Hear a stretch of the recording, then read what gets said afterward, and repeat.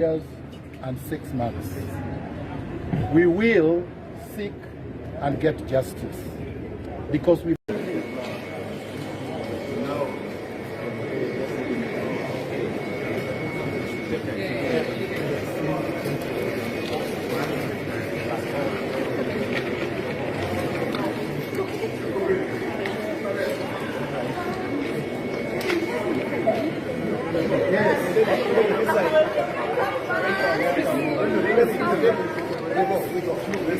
really grateful for everyone here for welcoming me to my home.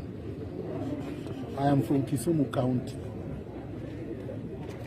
the former Nyanza province.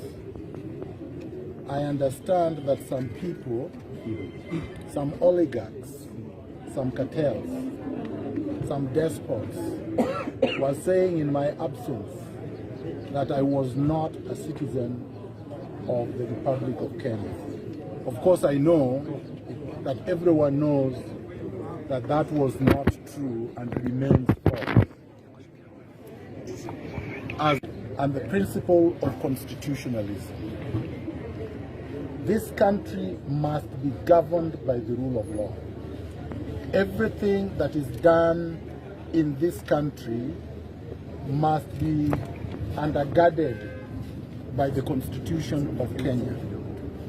And the Constitution of Kenya specifically prohibits torture, forced exile, illegal detention, unlawful arrests, and persecution.